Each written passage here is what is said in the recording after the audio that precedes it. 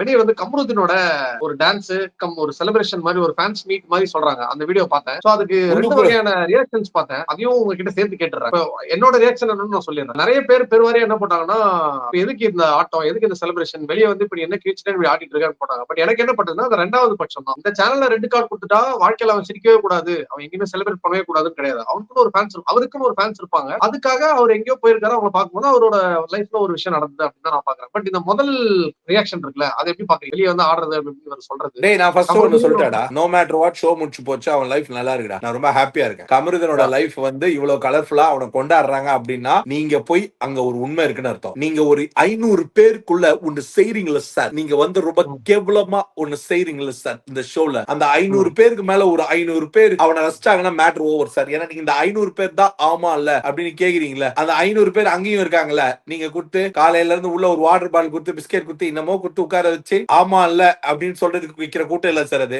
அவருக்கு பிடிச்சவனை ரசிச்சு ருசிச்சு கொண்டாடி ஒரு மாதிரி ஒரு பாசிட்டிவிட்டி என்ன தெரியுமா, ரெட் கார்டுன்றது நெகட்டிவிட்டி. நீங்க அவனை வந்து ஒரு டிஃபேம் பண்ணி அவனை வந்து ஒரு பிராண்ட் பண்ணி அவனை வந்து அசிங்கப்படுத்துறதா ஒரு ஷோவை விட்டு, அதாவது ஷோல இவங்களை எவிக்ட் பண்ணது ஒரு டிராமானா ஒரு டிராமாக்காகவே ஒரு டிராமா போட்டு எவிக்ட் பண்ணி அதை ரீடெலிகாஸ்ட் பண்ணி அவன் சும்மா இருந்த மாசம் அவனை மரண மாஸ்க்கு மாத்தி விட்டீங்க. பிளஸ் அந்த AV of Vinod எவிக்ஷன்ல much more எங்கேயோ போயிடுச்சு. அதுல வந்து கமருதனுடைய இந்த எக்ஸிட்க்கு அப்புறம் நடந்த இந்த மாஸ் கிரவுட் மேலதானம் எப்படி இருக்குன்னா, அவனோட ஃபினாலே கொண்டாடுற மாதிரி அவனை ரசித்து கொண்டாடப்படுவது ரசிக்கும் மாதிரி இருக்கு. இங்க பாரு, இந்த உலகத்துல எல்லாரையும் ரசிக்கிறதுக்கு மனிதர்கள் இருக்காங்க. எல்லாருக்கும் ஒரே ஆளை பிடிக்கணும்ன்ற கட்டாயம் கிடையவே கிடையாது. அந்த ஒரே ஆளை பிடிக்கிற விஷயம் இருந்தா எல்லாரும் நடிக்கிறாங்கன்னு தான் அர்த்தம். சோ அவனை விரும்புற கூட்டம், அவனை ரசிக்கிற கூட்டம், அவனை கொண்டாடுற கூட்டம் அவனை பெருவாரிமா இருக்கு. ஆனா வெளியில போனதுல இருந்து அவன் ஒருத்த மன்னிப்பு கேட்டானா அவனுக்கான ஒரு கூட்டம் கூடும் இருக்குல்ல. அவன் கால விழுந்து மனம் தெரிந்து மனம் நிறைவா ஒரு மன்னிப்பு கேட்டான். அந்த ஆப்போசிட்ல இருக்கவங்க டிராமா பண்றாங்க பண்ணல, அதெல்லாம் ரெண்டாவது.